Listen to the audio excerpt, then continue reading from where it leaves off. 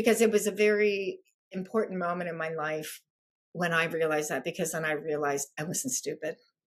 I mean, literally, that was really I knew I was creative, but I always thought I was kind of stupid. So now I'm not, now I'm creative and smart. So that's cool, right? Now I believe I'm smart. Before I thought there was something wrong with me. Got me diagnosed when I was in third grade. And it was the most relieving day of my life because I finally had like kind of a place to hang my hat and say, see, I told you, I'm not lazy, definitely not stupid. I just learned differently, and like that's totally okay. We dyslexics, we were often, just set up for failure because, we were given books and tasks that really are not appropriate for the level that we were at. So how do you expect anyone to be open to learning when their entire relationship with reading, with learning, is physical pain? Wish I had understood when I was younger that the fact that my brain worked differently than people meant that I would be good at things in ways that other kids were not going to be good at. I just assumed I can't be dyslexic because letters don't jump up and down for me. Dyslexia is not a disorder. It is not a disease. Once you sort of own it and embrace it, then you can have the power to deal with it. It's sort of empowering and also enriching to the whole community. To those who don't understand what dyslexia is, that it's not a negative, it's not a problem, it's like we keep saying superpower. Hey everyone, we are Sonia and Nick, and this is Dyslexia Journey. And today we are welcoming Hillary Summerbell to the show. Hillary Summerbell is the founder and CEO of Summerbell, a literacy technology company born from her own experience as a visual dyslexic. Hillary, welcome to the show. Oh, thank you for having me. I'm excited to be here. It's my favorite these days. Oh, yes. Yes. And I was going to say, we really want to spend a lot of time focusing on, this innovative new app that you developed, because that's really exciting. But we also do a series called Dyslexic Voices. And I think people always love to hear people's different stories and journeys, and particularly in this case, when it connects so strongly with what you've come up with here. And so just to start with, maybe we could just start at the beginning. What do you remember about life before you knew you were dyslexic? What age were you diagnosed? That kind of thing. Sure. So it's interesting. I just called a friend of mine, Nancy, who I grew up with. So Nancy and I were in the same neighborhood with probably 12 other kids. And I was asking her questions about being in elementary school, Cooper and Langley with me. Nancy was a very good student. She was neurotypical. And got straight A's from the beginning. And of course I wasn't, and I got straight C's and, whatever, I don't know, below average, everything, it was ridiculous. Besides art, I did good in art, but I called her and I just said, I'm trying to kind of chronologically go back and remember teachers and remember, homework. And I said, remember what it felt like, kind of like being in the slow learners class. And she said that, we were never in the same classroom. And, I went to elementary school in the 70s. So I was my mom was an artist, and she, in preschool, we would kind of dig in the woods, and we lived in the woods, on kind of near the Potomac River in Northern Virginia. And so my earliest experience was really just being creative, painting, finger paint, digging in the wood, we were recalling that, we had these huge trees around us. We would make little fairy, doll houses out of acorns and go to the creek. So my memory of being a young child, a 10-year-old or an 8-year-old, was a lot of that, until I went to school. And then when I went to Churchill Road, I was separated from my peers. We concluded probably first or second grade. Clearly I couldn't do the work, or maybe I tried to, I don't even know. It was just I thought it was stupid, right? I mean, why can't I do the work? Why can't I read? Why can't I do my homework? And that was the beginning of the dip, right? The self-esteem dip. And Michaela and I were talking earlier that if I could have done it over again, if I could have asked for help, I would have just asked my mom to put me in art school, or either kept me in public school, but supplement with home teaching, supplement with talking to me about my homework assignments, like having somebody read it and I could answer it. I would have done it differently. I would have maybe not thought that I was stupid my whole career of, academia. And it just, that's why I'm here today. I'm here today because it's hard to be dyslexic in a neurotypical public school system. I had tutors, whatever, it didn't matter. They didn't teach me differently.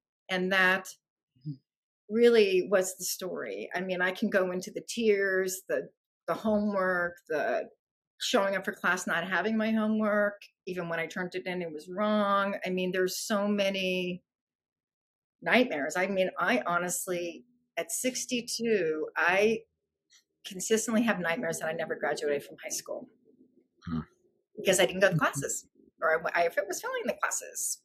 I mean, it just was a freaking train wreck until my mom put me in a private school. I was a junior in high school, and I just said, I can't go back. I mean, I'm failing anything. I'm going to fail anyway. So, I mean, I didn't technically drop out of school because my mother re-enrolled me, for the next semester into a private school that taught me verbally. But for all intents and purposes, I mean, if I had been maybe in a different economic situation, I would have not had that opportunity. And who knows what if I ultimately ended up getting an associate's in interior design, which is what I could do well because I was using my creative brain. And so, long answer, but does that explain a little bit? Yeah, definitely. Oh yeah, it does. There's so much in there, so much that is.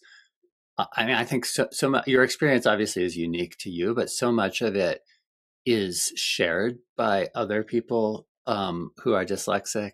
I think most people who are dyslexic out there listening to this or watching this right now can probably relate to a large portion of what you just talked about. Yes, it's tough. It's really, really hard. So anyway, that's why I'm, this is why I'm so happy to talk about it, to see if we can change that for our young readers or our emerging, it doesn't matter, anybody who wants to read, give them the self-esteem that they deserve. Definitely. Yes. Yeah. So I'm curious when, it sounds like nobody in school even suggested that you might be dyslexic. Like, when did that sort of surface?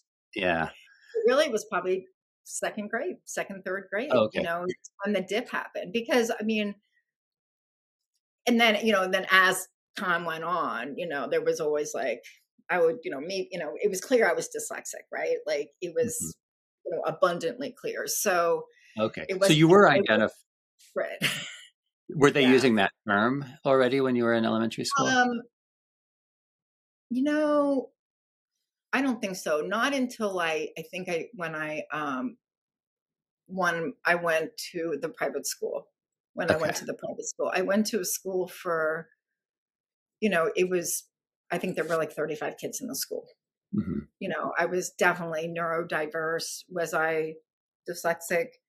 Probably, let's see, we're talking late 70s-ish, Fairfax County schools, their methodology was just give me C's and pass me on, or D's. Yeah. Yeah. Well, and it sounds like in terms of learning, the compensation mechanism that ended up happening at this private school was that they would read aloud to you the material. Did you find that you had other compensation mechanisms either back then or maybe as you then got?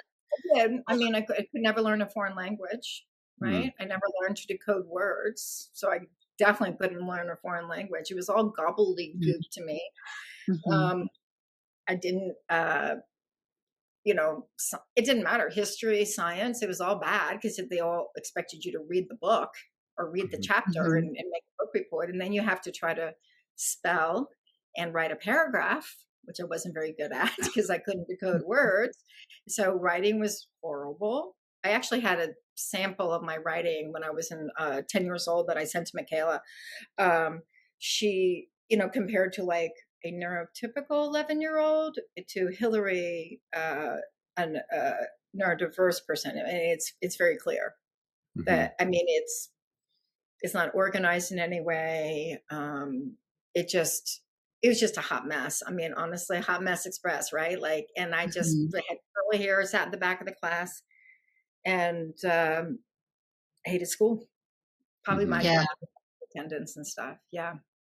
And so as you went forward, you got your associate's degree, obviously that's very visual based, but just being out in the world or doing that degree, how did you feel like you compensated then at that point to try to, do the parts that were written? Well, so basically what happened is most kids, when they're 16, they like, let's say they get a job. Like I had a job at Rite Aid and I got fired because I couldn't count the change. So then I became a hostess, right? I could be a hostess. I couldn't be a waitress.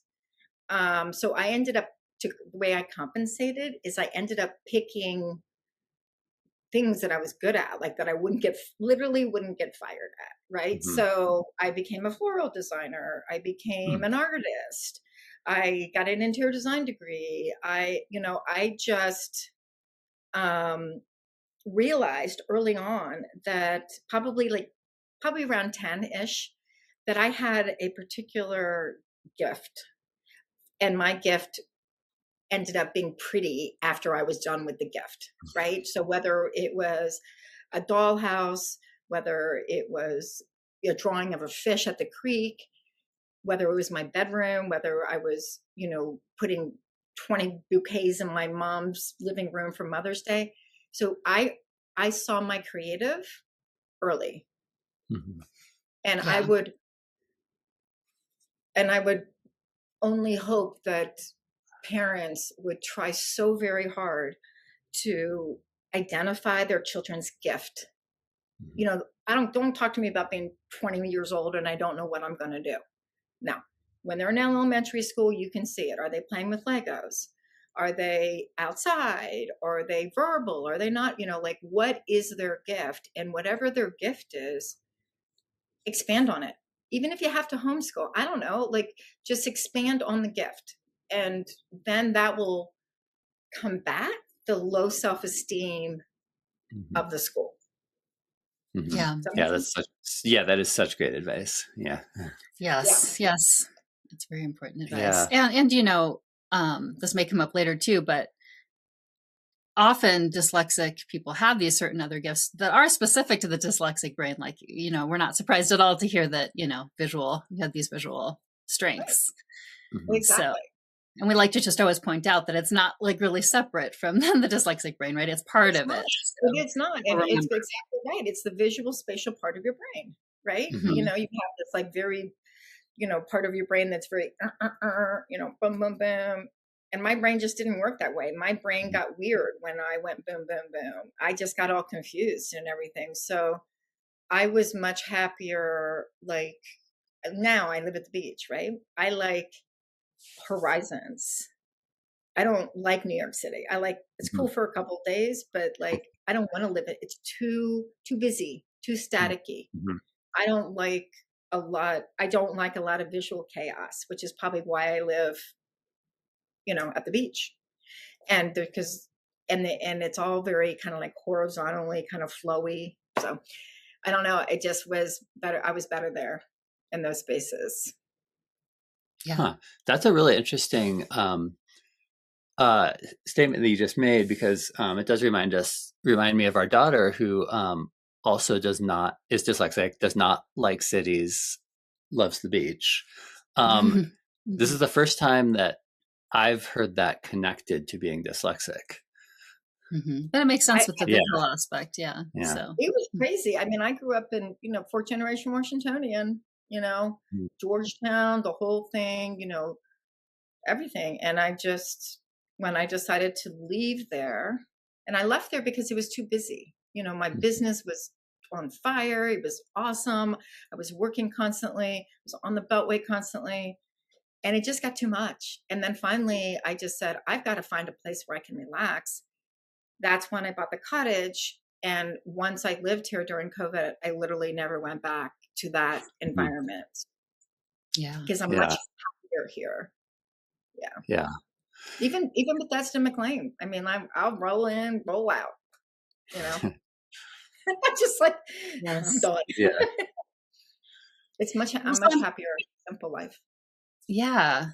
So I'm curious how this is going to start to get, I believe, into your idea for the app here. I'm curious about I guess, I don't know which came first. So the idea for the app, or perhaps you realizing yourself that the certain method worked for reading or helped with the reading. Okay. So kind of like I told you like at the beginning of the story, right? And then, you know, like what got my interior design degree. I know I've said it before, and I said it earlier, I'd get fired if I worked for somebody. So I did work for somebody, a couple of people, but I never read. I just did design. But then when I decided to go out on my own as an entrepreneur, and you also will find a correlation between entrepreneurism and dyslexia for that simple reason. So out of necessity, I opened up my own business. I do come from a family of entrepreneurs, but it was survival. I mean, I have 4 kids, you know, I need to put food on the table, college tuitions. Like, I'm like, how am I going to make money? You know? And, so the transition into, designing, which I'll say designing the app, has been something that, you know, I did it because I thought I was going to lose my business. I mean, bottom line is, when you can't read, like, where would you guys be today if you couldn't read, right? So when you can't read, you have to depend on other people to read for you. And that takes a lot of trust. And I had a lot of people working for me. And one day I just decided that I needed to figure out my business. And instead of just creating constantly, I needed to get into the words. Like, I needed to be able to read or like look at stuff. Like, I would normally just like blow it away and like just say, you guys tell me what's up, right? Well, and then and so I've been a TM meditator for 10 years. And you know, when I design, I close my eyes and I just imagine everything in my head. Like, so like if I were to walk into a space that somebody hired me to change, I just would like look around, probably pull out a pen and paper, and then just sketch. And then my process is, then when I really had to design it, I would just either meditate or do something, but close my eyes and I would design it in my head, kind of like the Queen's Gambit kind of concept, you know? And so then when it came to my urgency, my panic, my freaking out, you know, I just said to myself, I've got to figure out a way to read. I mean, I don't even know what planet that is, but that's my planet that I need to be on, you know, and I got to figure this out. So the journey is, so intuitively, and this is what I'm trying to figure out, like, you guys know it's a journey, right? So intuitively, I knew that in design, when you have something that doesn't work, you take it away. Like, let's say interior design. So if I walked into somebody's house and they had an ugly green sectional, I'd be like, be gone with it, out the door. I wouldn't even try to fix it. I'm like, I hate your sectional. It's not going to work. Let it go. So when I designed Summerbell, what I did is I just let go of the linear. That's it. I just said, I hate linear. I hate it. So I don't want to expose myself to something I hate anymore, because I have to fix this. And so that's what happened. I actually just, after doing interior design and being a creative for basically 50 years, I took those master skills that I had, and I designed my own reading program so I could see it. Does that make any sense? But that's what happened. Yeah, that's fantastic. Amazing. I love it. So let's dig into that. So what is the Summerbell reading method? So the Summerbell reading method is really kind of, it's an interface because it's software, right? So we are a software company that interfaces with the reader, right? And I say interface because I changed it, right? Like if you can look like in the back, there's no advertisements. It's black and white, right? It is just freaking black and white. And I mean, you've seen the website, so you see it. So I took away all the visual clutter. I just took it away. I said, I don't want to see anything that is going to confuse me. So what I did is, so what Summerbell is, it's a software that interfaces with the reader to take away the visual overload that I, as a visual dyslexic, experience, and simplify everything for me so I can engage with the text itself and not run away from the words. It's almost like I'm comfortable reading the words in the arc. It just makes it easier. Yeah. So we're a software company. And the reason I say it's kind of like an interface is because our software is customizable, customizable. That's the word helper in my brain. What is it? Cost. Okay, wait. C-U-S. Tom. Is that how you pronounce it? Tom. T-O-M. Mize. M-I-Z. Mize or S maybe. A-bull. B-L-E. Customizable. Was I close? Yeah. What was it? What did I screw up? Did I do it right? Everything. I was trying to do it in my own head as you were saying it. So right. I don't think you left anything out. Yeah. Did I actually do it correctly? I think so. Did I spell it correctly? I think so. Yeah. That's like impossible. Like the fact that I can even do that doesn't make any sense because I got F's in spelling, but now I can see it. I can decode it, and I can change the arc radius so I am comfortable reading it, right? So we already have like big text, small text, different fonts, different colors, rock on. I like it simple. So when we say Summerbell is a software that interfaces with the reader, they interface because they can make it custom to their own preference. And it's not my way or the highway, it's their way. This is their reading program. And just for the people who are only listening on the podcast, because some people are seeing this, on YouTube, and some people are listening to the podcast, and you have it behind you, sort of an example. Besides not having visual clutter, what we're talking about, let's see if correct me if I'm not describing this the way you'd like, but it's kind of the look of the lines of the words looks like more of an arc. So like if you think of almost like a rainbow, and I think what you're saying too is that the customizability would be that the degree of how much it's I don't know, like a steep rainbow versus a more broad rainbow is what they can change. Yeah. It's how much it's art. Like I can control how much it's art. I can control how much space is between.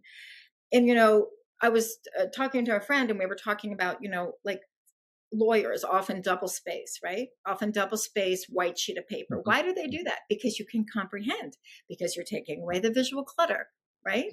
Yeah. And it's kind of the same principle. My stuff is different because for me as a visual dyslexic, it slows me down. It makes it more interesting. I have the ability using my word helper to decode a word. So let's say I'm reading in the arc and I see the word customizable. I'm like, before I was just like, I would black it out in my brain. And that's why I did so bad. Yeah. So now I slow down. I say, oh, there's a word that I don't know.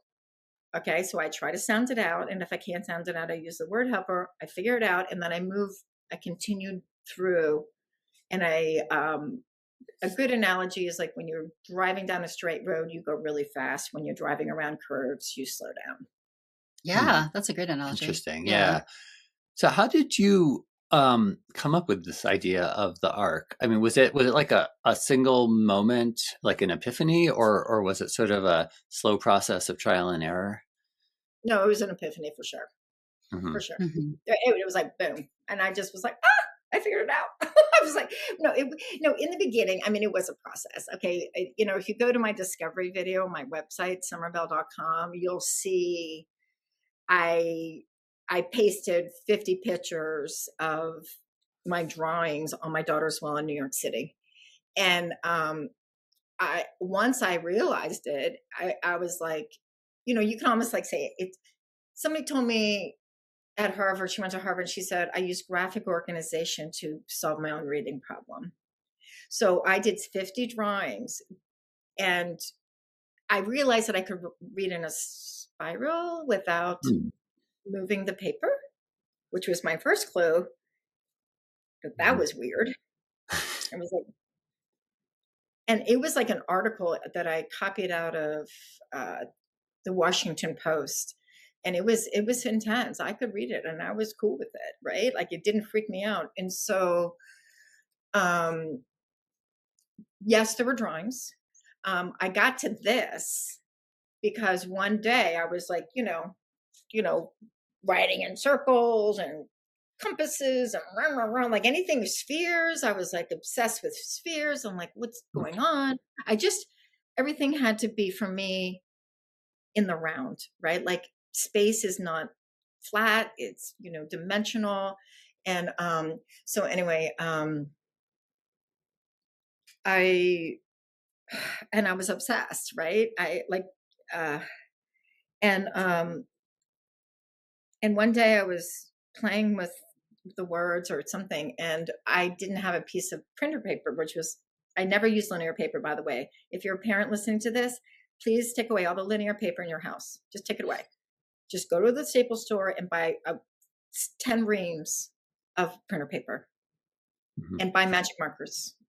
Preferably you could do black, but just take away the lines. So anyway, I'm looking for printer paper on my desk because that's all I use. And I couldn't find any. And I just had the back of an envelope. And an envelope, is white and it's linear. Well, no, it's not linear. It's vertical. And so I wrote my little story on the back of an envelope. And I made consecutive, concentric lines on the back of the envelope. And so it took it, and even in our software, the customizable piece, you can shorten the lines because it's easier to retain, or you can make them long. Like an iPhone, when you use it in the app, it's short, like a text message, short. So that was the aha moment when I put it on the back of the envelope, and I was able to kind of like navigate the length of the line, so I could that was really the iPhone. That's what we have. My back of the envelope and my iPhone app is no different. That's so interesting to hear both the aspects and the process. I love hearing about it. You describe it very well. I want to make sure we also talk about, however, because sometimes people, do figure things out for themselves and people can be individual, but I want to talk about like some of the research and outcomes because you have some information to share about that too. I'm allowed to say that the Johns Hopkins University did an evaluation of the Summerbell reading program, not method, program, because it's a software in Pennsylvania. It is on my website. You can listen to it or you can read it. And yes, we have Hopkins did an evaluation of Summerbell. So you got to check it out, peeps, because that's a very fancy, what is it? The top research university in the world. And they came to me. Yeah, that's amazing. They're exploring technology in the classroom and knowing that, this is our future. The fact that Summerbell is compatible with AI is phenomenal. So really basically what Summerbell is so we have three pieces of a suite of software. We have summerbelltools.com, which you can write in it, you can use the word helper, and you can read in it, right? So you can, I think you can cut and paste. And then, so that's my first tool. That's just free. Just go there. The second tool is the Chrome extension, which is what we use in the classrooms when we do we're integrating Summerbell into the classrooms, right? So we use the Chrome extension, and that's a beautiful thing. You can get it on the Chrome web store, super accessible, super affordable right now, just get it. And then the last suite is, I use my iPhone constantly, and I told my software engineers, I'm like, can you put it on a phone? Like, is that possible? And they're like, oh my God, Hillary, like that's an app, so what they ended up doing was they built a browser. So Summerbell, we say it's an app, it's a browser that you buy on the App Store. Okay, so Summerbell is no different than Safari, Chrome. You can go into the Summerbell browser that you purchase on the App Store, right? And you can read an article in French. You can read about George Washington, and the Civil War or whatever. You can read anything you want on the internet, and you can arc it so you can comprehend it. So that's what we developed. That's great. And it's so exciting that those results are coming out so that the students are getting the gains. And you should check out this study. Yeah. And so just for our audience, where should they, so they could look up Summerbell in the App Store, or they can go to, what was the URL for the website? So it's summerbell.com. Summerbell is obviously my last name. And what I would recommend to your listeners, especially parents, you can just go to summerbell.com. You don't have to spend any money. And I understand this whole like science reading and all this stuff has been all confusing and everything, and people are skeptical, but like, just go to the website, check it out by yourself for like 10 or 15 minutes, like take a deep dive, listen to the videos, listen to the teachers, skim over the study, like really focus, right? And then put it in front of your kid. We did these assessment tools. So like if your kid is in 5th grade, but reading at a 3rd grade level, we put linear and then we put arc, and then you can print it out, show it to the kid, and you'll know their preference immediately. Right. They're going to say, oh, this is cool, or no. And it doesn't cost a penny, but what you're basically diagnosed. I mean, I can say this from my personal opinion, not for anybody else, but like, it's kind of like diagnosing visual dyslexics, like if your kid likes it, it could be very possible and then if you could only moving forward present text in this format, there's no reason for them to be behind, possibly, it should help. So that's exciting. And I want to say really quickly too, in case people are here, I keep hearing I think my hearing's going a little bit, but I keep hearing Bill instead of Bell. So I want to make it clear to everyone that it's Summerbell, like those two words. Oh, yeah. SUMMERBELL.com. And of course, we'll put it in the description box too, but just in case someone goes hunting around and they're not hearing it. Summerbell, right. The other thing that I'd like to just point out, and when we did the study, like any study, you have a baseline, whatever it is, right? So Acadience is what we ended up using. Acadience is a linear format. Our students, the treatment group read in Summerbell for a period of time, and then they were retested in Acadience in linear format. I think that's an important thing to point out. Yes. Well, something we always like to ask our guests as we wrap up is any advice that they want to have for dyslexic people out there, perhaps their families. Sometimes it comes in the way of what people would want to tell their young selves, but I'm just wondering what words of wisdom you'd like to leave our audience with. So Is it parents and teachers mostly, or is it just mostly parents? So sometimes it's dyslexic adults as well. But I think for parents and teachers, they might pass it along to a kid too. So anything can be to adults or to the kids or something different for each, whatever you prefer. 100%. Okay, so my first piece of advice, without saying being self-promoting, but as more of an exploratory exercise and how you read, I would go to summerbell.com and I would try it. You're not going to just try it. Like, and if you don't like it, go back to making an apple pie. Like, who cares? Just give a shot, right? So that's my first piece of advice. To anybody that has a desire to try to understand themselves. Not that you just, because it was a very important moment in my life when I realized that, because then I realized I wasn't stupid. I mean, literally, that was really I knew I was creative, but I always thought I was kind of stupid. So now I'm not, now I'm creative and smart. So that's cool, right? Now I believe I'm smart. Before I thought there was something wrong with me. I believe that dyslexic, or I'll speak for myself, I think that we are special. I often wonder why I am. Sometimes I even say to myself, like, we learn so many things from like autistic children, right?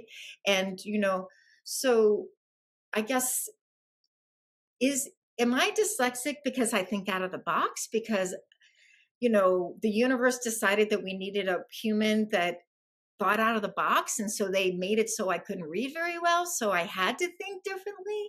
I had no choice. And are they looking for, like, and there's also literature about this, like the underutilized dyslexic population is a thing.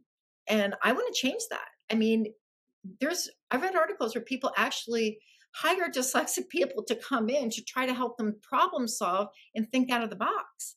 So I would say that if I had one piece of advice, that would be kind of like a big thing. There's a reason, and it's not a bad reason, and there's nothing wrong with you. You don't have to remediate your brain. I don't believe in that remediation thing. I believe in visual spatial reading.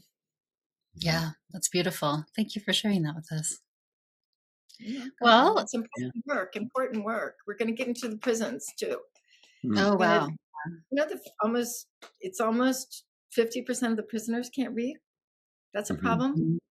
Drop out of school. What are you going to do? So Summerbell, we are here. We are positioned. We are a force to be reckoned with. We are a bunch of warriors. Oh my gosh. I have this incredible inner circle of people that are just fascinating and so smart. And really what we're doing now is we are being a bit disruptive, I could suggest maybe. But we have created something that is accessible, affordable, and scalable. And you don't need to train teachers to teach it to you. It's just, we changed how people interface with text. It's more than reformatting, because we've given them the ability to customize and to go at their own pace. So we're not trying to change people. We're trying to adapt to their special creative processes. Yes. Yes. Well, we really appreciate you coming on, but especially this work you're doing. I mean, it's so important and it's so exciting. Yeah. Thank you. I am here to help. We're writing a book, by the way. Oh, wow. So excited. That's going to be coming out in a couple weeks, or no, 2 months, I think it is. And just really about the experience, not fancy pants, just, what it's like. And I wanted to name it Forget Me Not, but I heard that that's been taken, because I kind of felt like that. I felt like the little flower in the back of the classroom that people just said, oh, she's cute, but she's stupid. And I don't want to be forgotten. And I don't want your kid to be forgotten. And I don't want all of these kids to be forgotten. I want them to stand tall. And it's a responsibility of the educators to educate them and come to them, instead of always forcing the kids to come. I want the educators to come to the people, not the people conforming to the typical, linear system that was invented in the Industrial Revolution because Ben Franklin needed to make an efficient typewriter and paper, right? Yeah, good perspective. Yeah. Yeah, right. I mean, that's the truth. I know. So anyway, I would love to help in any way. Thank you for having me on your podcast. I am I'm available. I'm here to help. They say everybody says that, but I actually really mean it. Well, thank you. Thank you for your time and for sharing your story today. You're welcome.